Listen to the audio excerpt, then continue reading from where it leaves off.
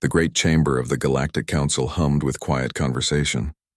Beings from 100 different worlds filled the massive space. Some had scales, others had fur, and some were made of crystal that caught the light in strange ways. They all waited for the human ambassador to speak. Ambassador Han stood at the center platform. His dark suit looked plain compared to the colorful robes and natural armor of the other delegates. He held a simple datapad in his hands. His face showed no emotion, but his knuckles were white from gripping the pad too hard.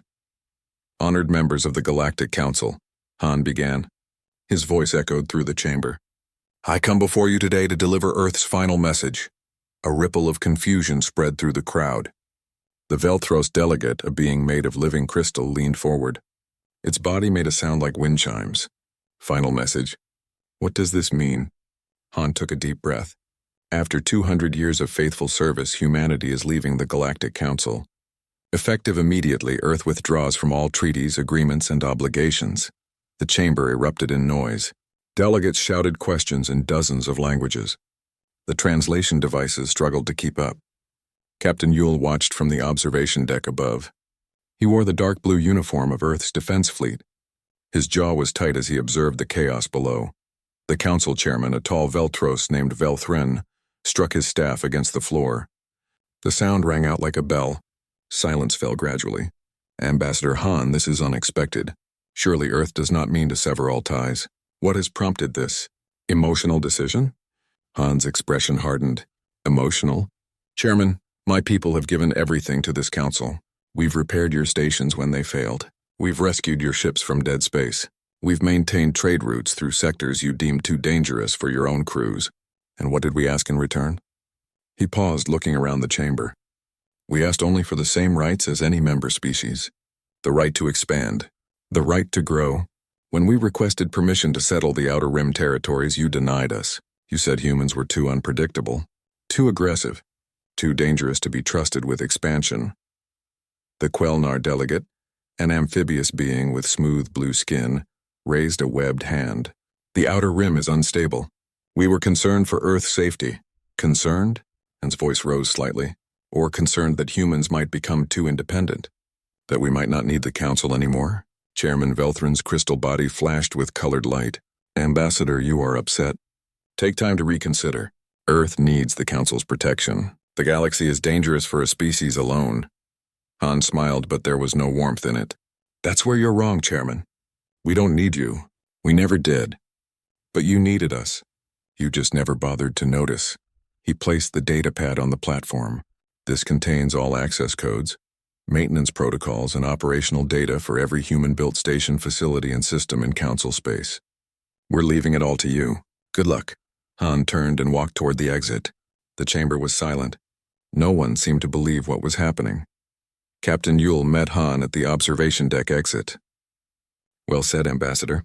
The fleet is ready. All ships are standing by for the withdrawal order. Han nodded. Give the order, Captain. It's time to go home. Across the galaxy, human stations began their evacuation. On Gateway Station 7, Engineer Na moved through the corridors with practiced efficiency. She was a small woman with short black hair and oil stains on her gray coveralls.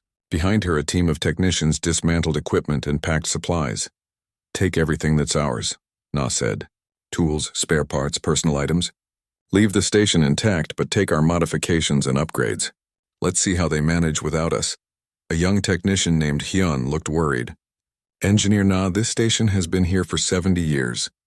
We built most of it. Won't it fall apart without us? Na smiled grimly. That's not our problem anymore, Hyun. We've been maintaining these systems for decades. The council never bothered to learn how anything actually works. They just assumed it would keep running forever. She tapped a wall panel. See this? The cooling system fails every 6 months like clockwork. We've been fixing it with a workaround that isn't in any manual. The Velthros technicians coming to replace us.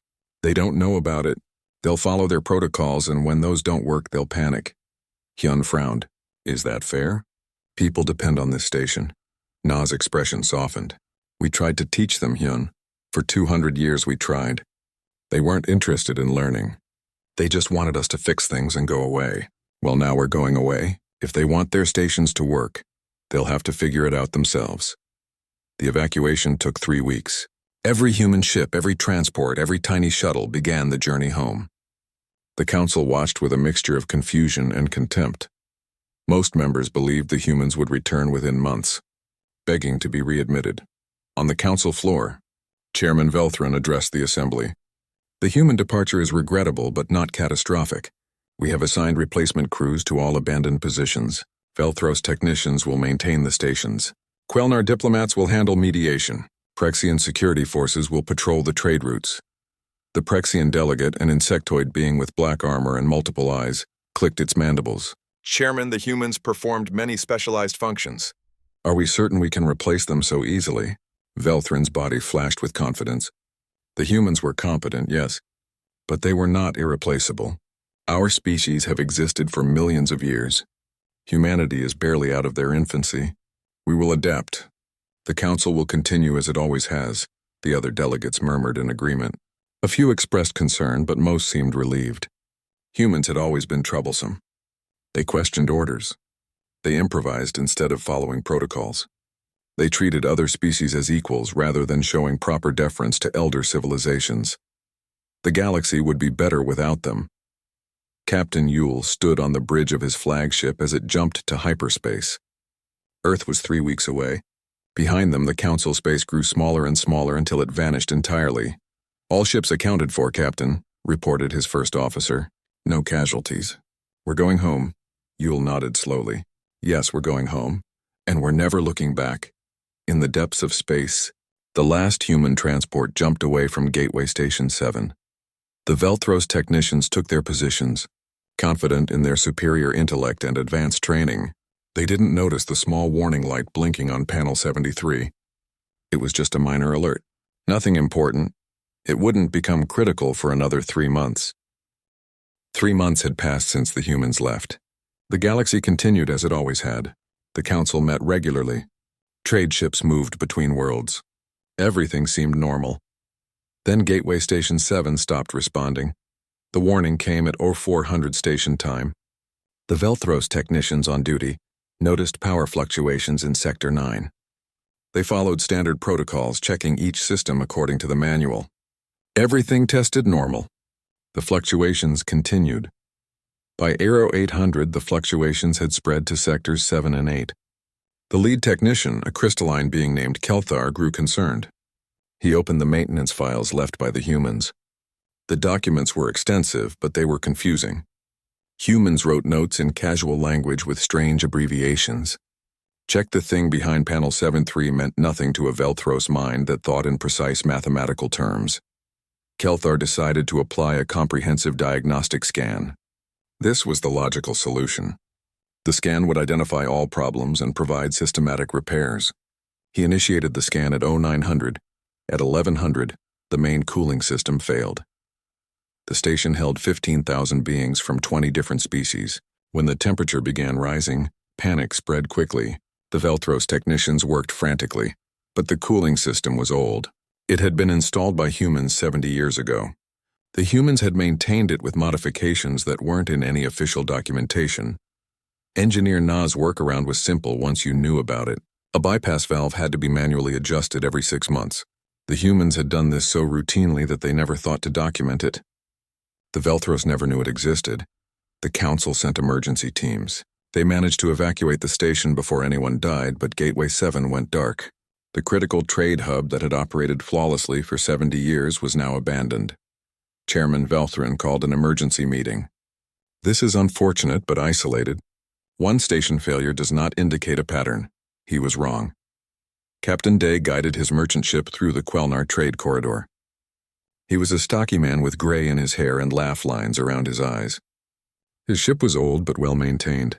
Since leaving Council space, he had been trading independently with smaller species that operated outside Council jurisdiction. His communication panel beeped. An incoming message from Quelnar Colony 7. Day frowned. He had no business with Quelnar worlds. They were Council members. Why would they contact an independent human trader? He opened the channel. A Quelnar administrator appeared on screen. The amphibious being looked distressed. Captain Day, please. We need help. Our agricultural systems are failing. The crops are dying. Day leaned back in his chair. I'm sorry to hear that, Administrator. Have you contacted Council Technical Support? We have. They sent a team 3 weeks ago. Nothing works. The systems were installed by human engineers 40 years ago. The Council technicians can't understand how they operate. What about the original documentation? The Quelnar administrator made a gesture of frustration with his webbed hands.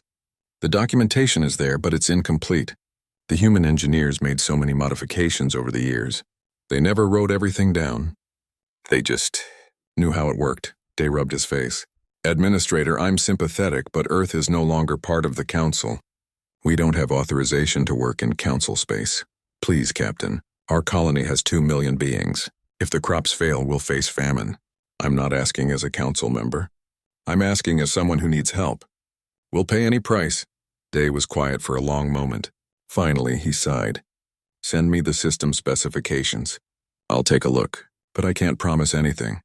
The problem was simple once Day examined it. The Quelnar were aquatic beings. They needed specific humidity levels. The human engineers had designed the agricultural systems to maintain those levels automatically. But the system was old and quirky. It needed constant small adjustments based on weather patterns, crop cycles, and seasonal changes. The humans had done this intuitively. The Council technicians tried to program fixed parameters. It didn't work.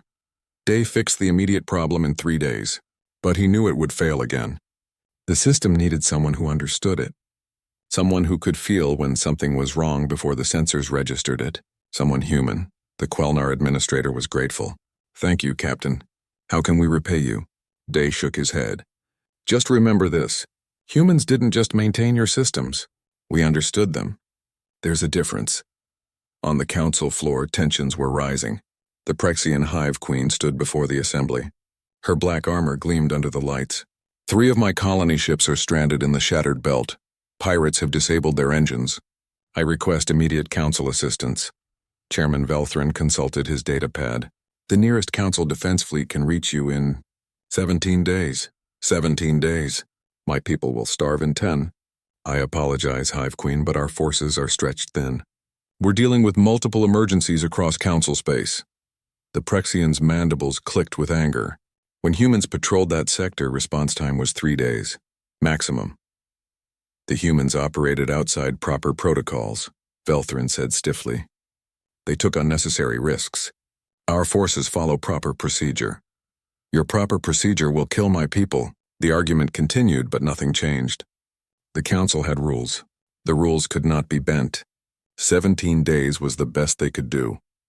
The Prexian colony ship sent out a desperate broadcast to any nearby vessels. Captain Yule's fleet was 7 sectors away, heading toward Earth's new territories. His communication officer picked up the distress call. Captain, it's a Prexian emergency. 3 ships stranded under pirate attack.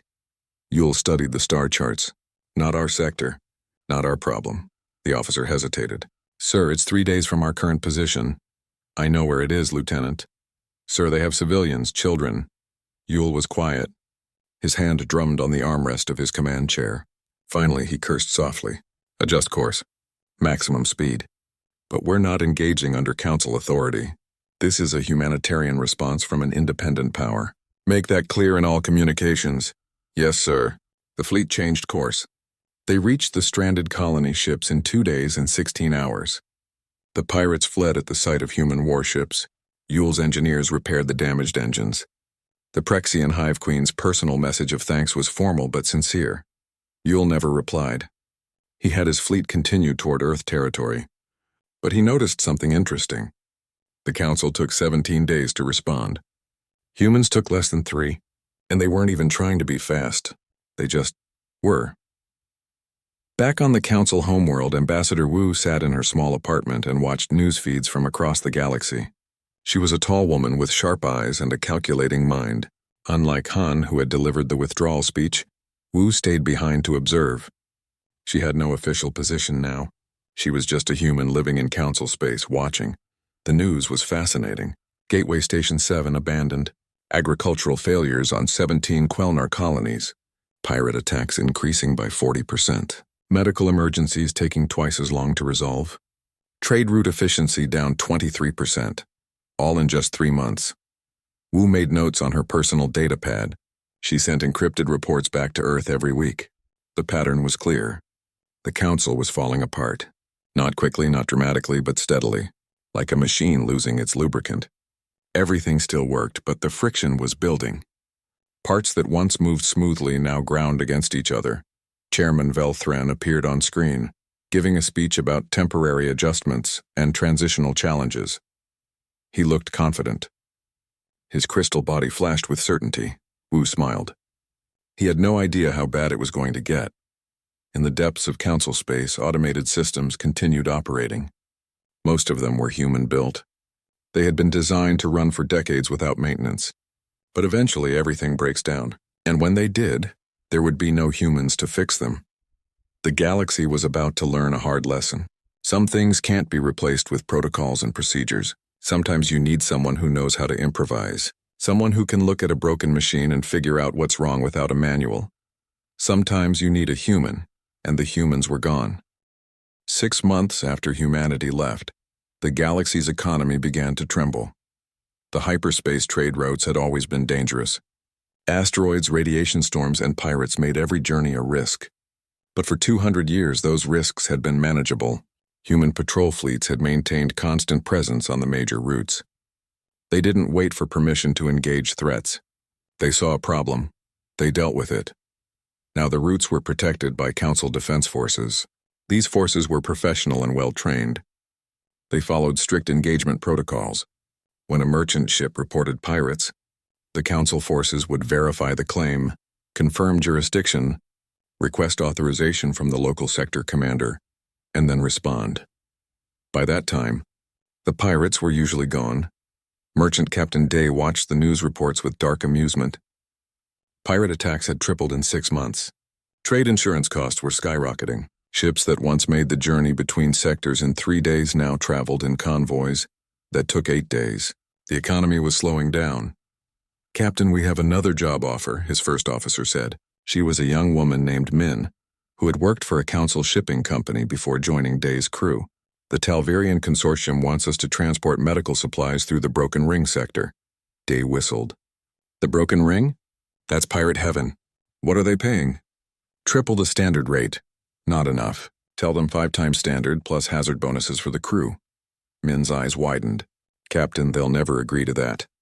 Then they'll find someone else. Or their people will die waiting for medicine. Not our problem." 2 hours later, the Talvarians agreed to the price. Day smiled. A year ago, Council-approved shipping companies would have done the job for standard rates, but those companies followed Council routes and Council schedules. They wouldn't take risks. They wouldn't improvise. Humans would. And now humans were expensive. On the Council Medical Research Station above Velthros Prime, Dr. Bow reviewed patient files with growing concern. He was a middle-aged man with gentle eyes and steady hands. He had trained in Council medical facilities and worked alongside Velthros doctors for 15 years. Now he worked at Earth's new independent medical research facility, but he monitored Council news carefully.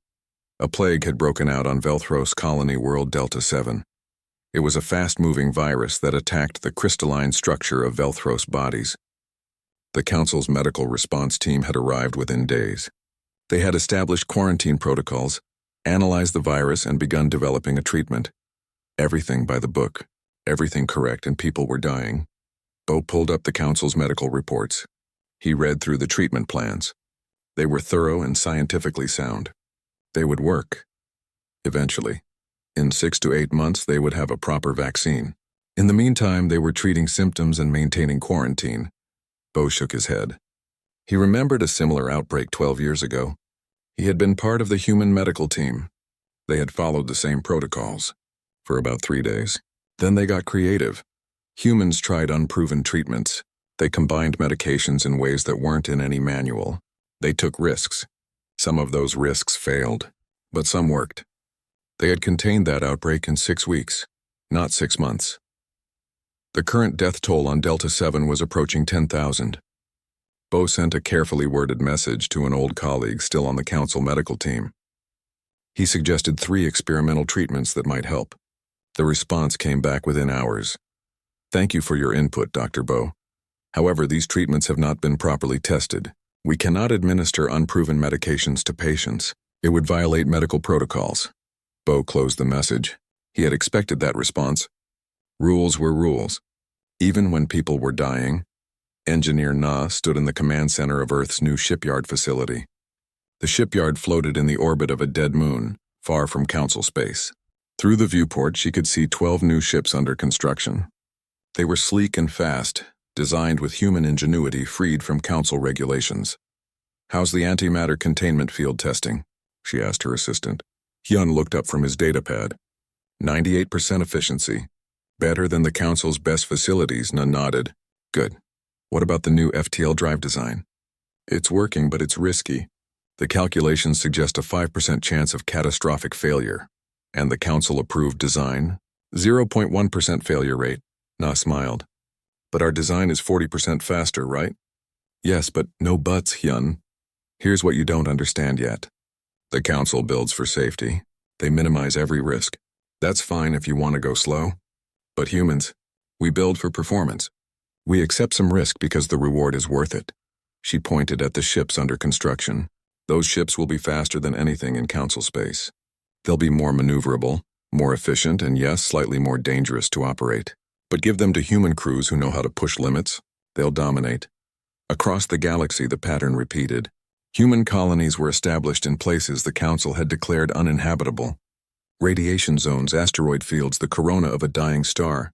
Humans looked at impossible environments and asked, how can we survive here? Instead of, should we try? The colony on Station Tai was a perfect example. The station orbited inside the ring system of a gas giant. The radiation was lethal. Asteroids bombarded the station constantly. It should have been abandoned decades ago. Instead, humans had turned it into a thriving mining operation. They used the radiation for power. They harvested the asteroids for resources. They built shields that were constantly being repaired but never quite failed. It was messy, dangerous, and completely against every Council safety regulation. It was also wildly profitable. Ambassador Wu watched all of this from her apartment on the Council homeworld. Her reports to Earth grew longer each week. She documented every failure, every delay, every crisis that the Council couldn't handle without human help. She also noticed something interesting. The Council was starting to notice too. Chairman Velthren gave fewer speeches about temporary adjustments. More Council meetings were held in closed sessions. The public news feeds showed less information. They were trying to hide how bad things were getting. But you can't hide an economic collapse. When trade slows down, everyone notices. When medical emergencies aren't resolved, people talk. When pirates raid with impunity, merchants complain. The Council was hemorrhaging credibility. One evening, Wu received an unexpected visitor. A Quelnar diplomat named Polthen appeared at her door. He looked nervous.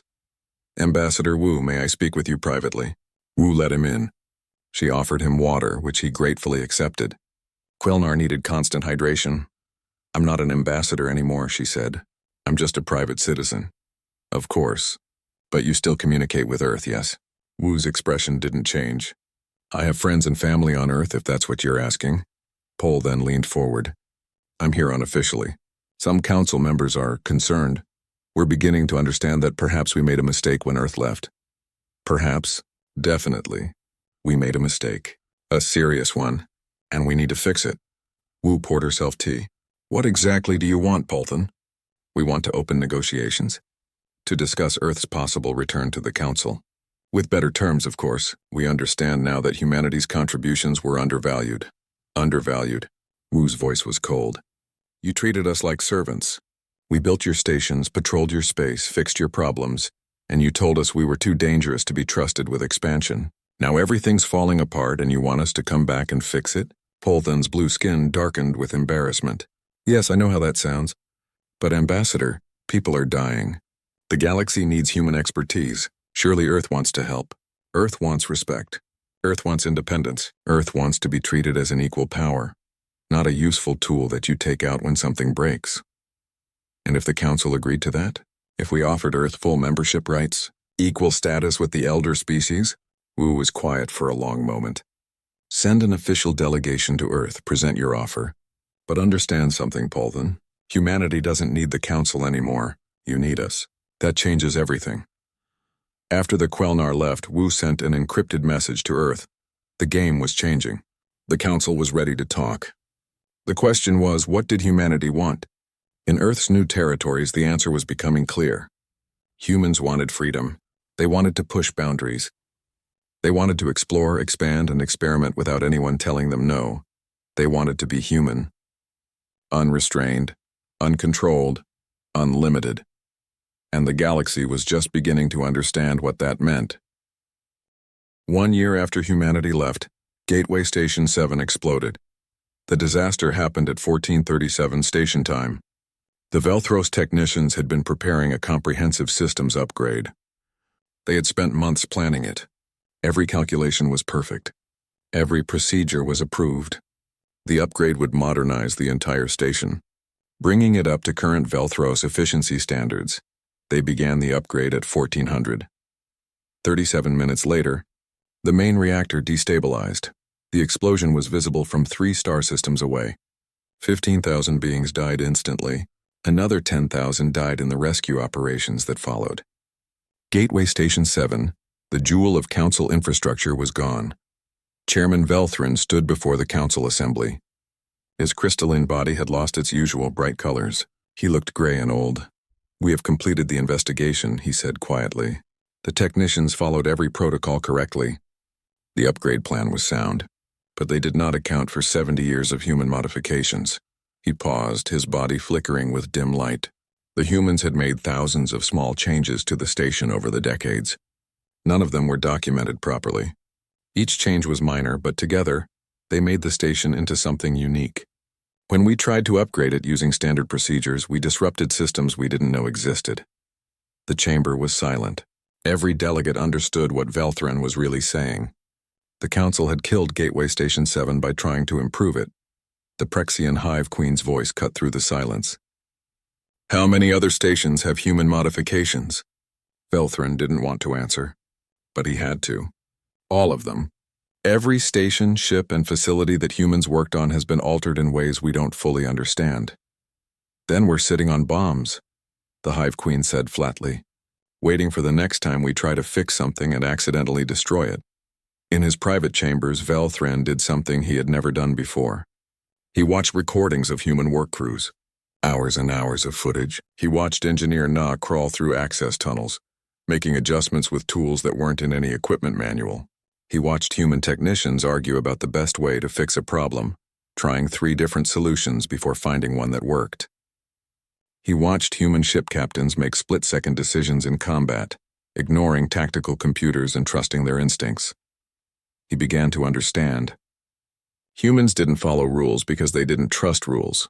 They trusted themselves. They trusted their ability to adapt, to improvise, to find solutions that no protocol could predict. Other species had optimized themselves over millions of years. They had become efficient, specialized, perfect at what they did. But that perfection came with rigidity. When something unexpected happened, they had to create new protocols, run new calculations, get new approvals.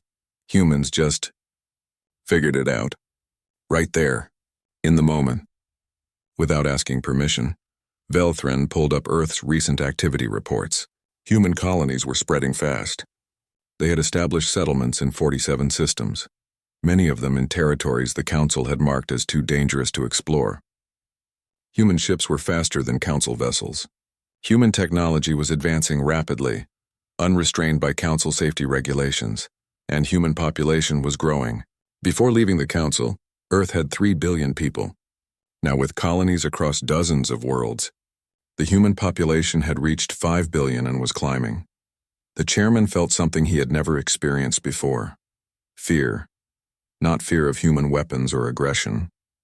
Fear of what humans represented, a species that didn't need anyone's permission, a species that looked at rules as suggestions, a species that turned the impossible into merely difficult.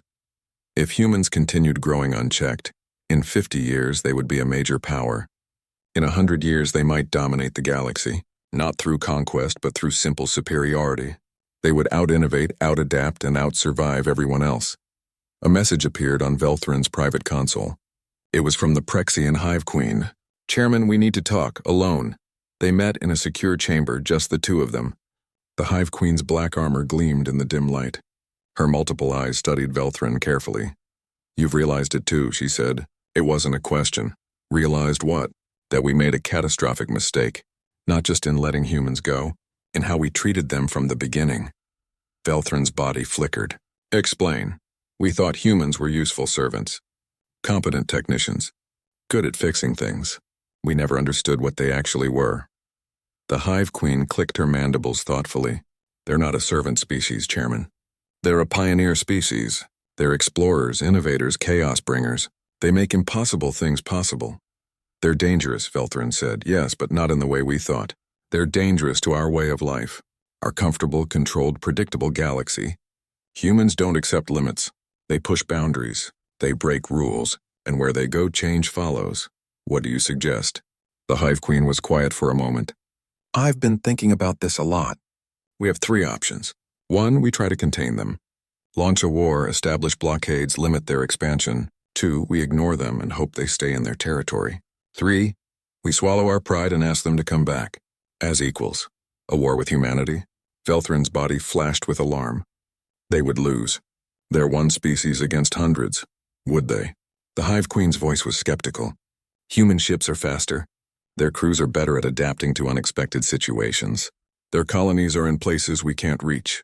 And most importantly, they don't fight by our rules. We would try to wage a civilized war with protocols and treaties. They would hit our supply lines, sabotage our stations, and find ways to hurt us that we can't predict. It would be bloody and expensive. Option 2, then. We leave them alone. That's what we're doing now. How's that working? Our economy is collapsing. Our infrastructure is failing. Our medical responses are inadequate. And while we struggle, humans are thriving. Give them another 50 years and they'll be so powerful that they won't need to negotiate with us. They'll dictate terms. Velthrin slumped, which leaves option 3, asking them back. Giving them what they wanted from the beginning. Equal status, freedom to expand, full partnership instead of supervised membership. The Hive Queen clicked her mandibles.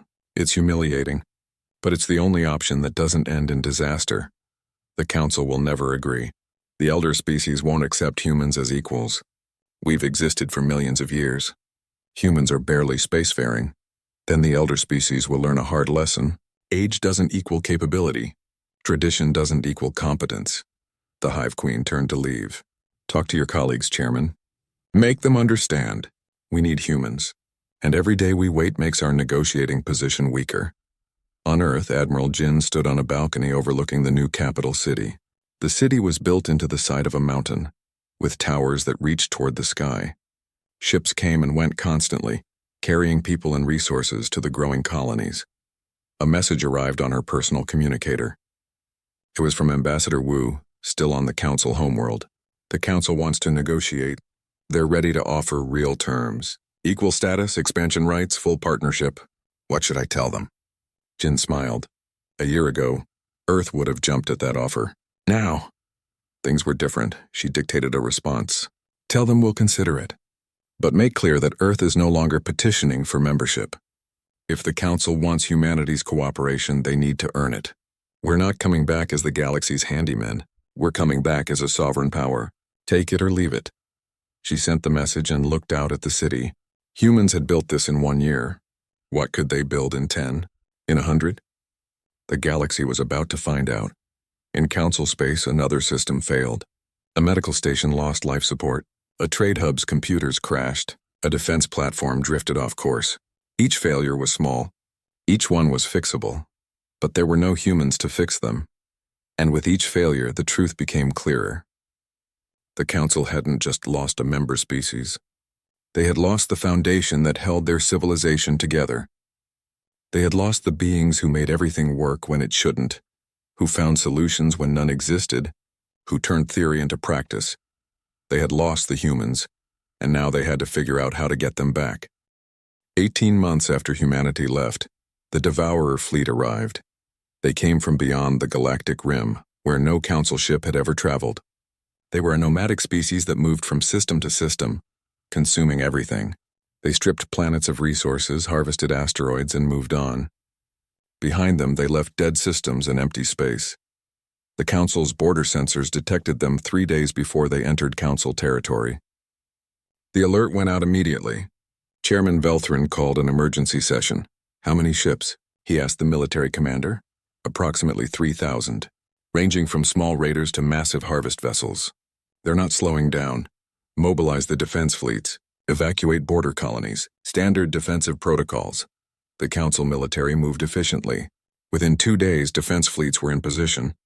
Evacuation ships were deployed. Everything happened according to plan. Then the Devourer fleet hit the first colony world. The Council defense fleet engaged them in orbit. The battle should have been simple. Council forces outnumbered the Devourers 2-1. Council ships had superior weapons and shields. The tactical computers predicted a 73% probability of victory. The tactical computers were wrong. The Devourers didn't fight like Council species. They had no formation, no strategy, no apparent organization. They swarmed like insects, each ship acting independently, but somehow coordinating perfectly. When Council ships fired, the Devourers scattered and reformed. When Council ships advanced, the Devourers divided their forces and attacked from multiple angles. The Council fleet, following proper military doctrine, tried to maintain formation and execute tactical maneuvers.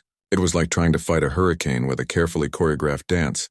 The Devourers destroyed the Council fleet in 4 hours. Then they descended on the colony world and began harvesting. 3 billion beings lived on that world. Most of them evacuated before the Devourers arrived. Most, but not all. 2 days later, the colony world was a barren rock. Chairman Velthren watched the reports in horror. The Devourer fleet was moving deeper into Council space. 3 more colony worlds were in their path. Council military was preparing another defensive fleet, this time with 5 times the ships. Surely that would be enough. It wasn't. The second battle lasted 6 hours. The Council lost twice as many ships as the first battle. The Devourers adapted to every tactic, countered every strategy. They were chaos made physical, and chaos couldn't be defeated with protocols. On Earth, Admiral Jin received the news of the Devourer invasion. She studied the battle reports carefully. Then she called her senior officers together. "The Council is losing," she said bluntly. "They're fighting the Devourers like a traditional enemy. Formation warfare, tactical doctrine, by-the-book strategy. It's not working." Captain Yule leaned forward. "Are we going to help them?" "The Council hasn't asked for help. They're too proud. Admiral, with respect, billions of innocent beings are dying. Council politics shouldn't matter." Jin was quiet. Finally, she nodded. "You're right. Mobilize the fleet. All ships. We're going to Council space. What about authorization? We're not Council members anymore." "I don't care about authorization. Send a message to the Council. Tell them we're coming. They can accept our help or try to stop us. Either way, we're going." The human fleet jumped to hyperspace. 50 warships modified and improved beyond Council safety standards.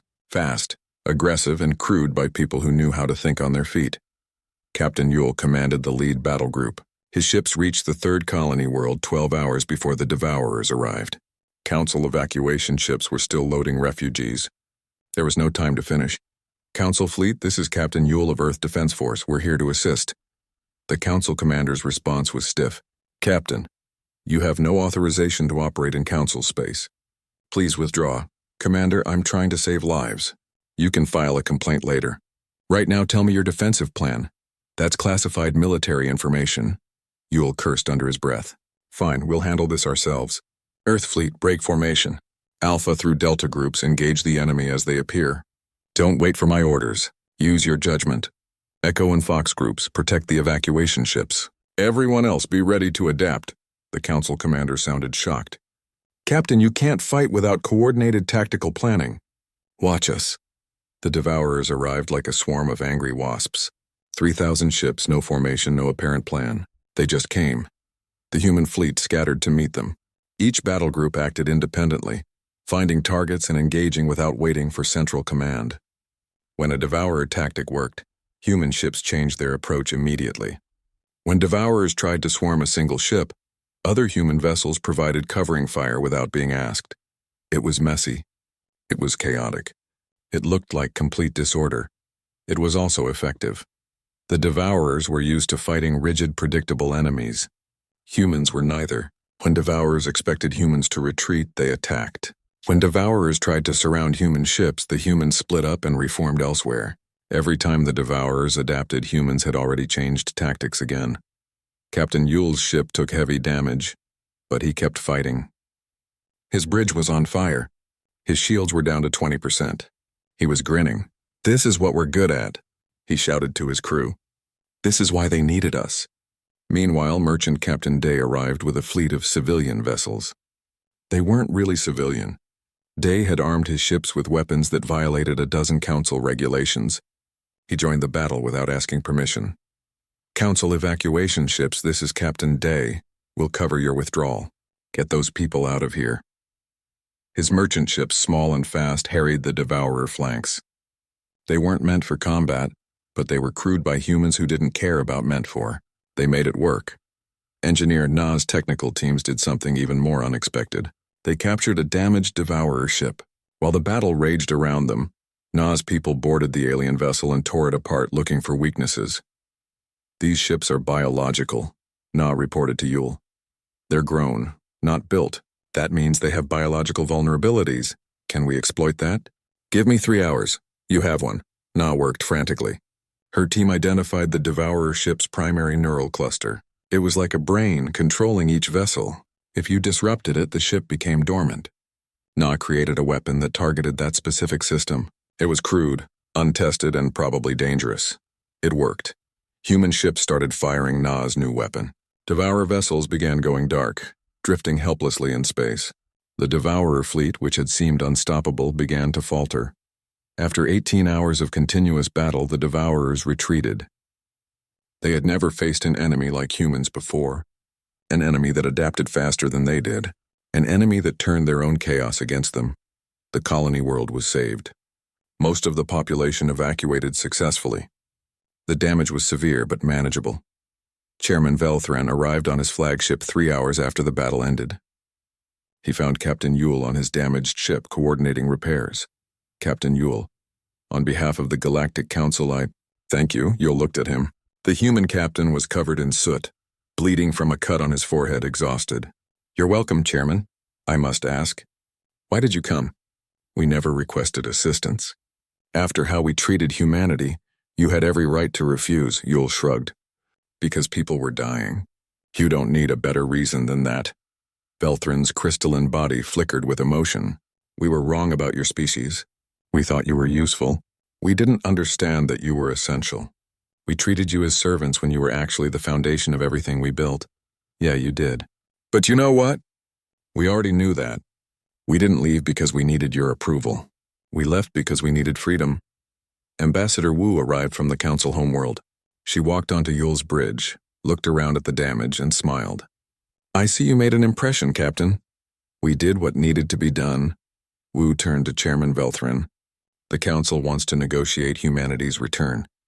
Admiral Jin has authorized me to hear your offer." Velthran straightened. "We offer Earth full membership rights, equal status with all elder species, freedom to expand without restriction, full sovereignty over human territories, and a formal apology for how we treated you." "That's a good start," Wu said. "But Earth isn't coming back as a Council member." "What do you mean?" "We'll be an independent ally. We'll cooperate, we'll trade. We'll even help in emergencies like this one.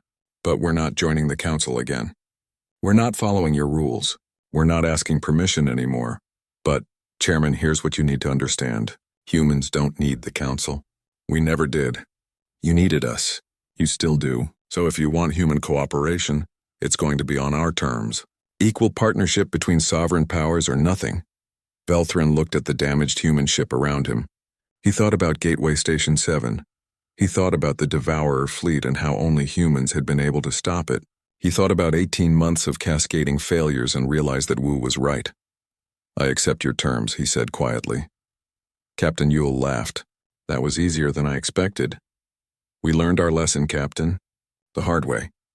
Velthran's body glowed softly. "The galaxy is better with humans in it.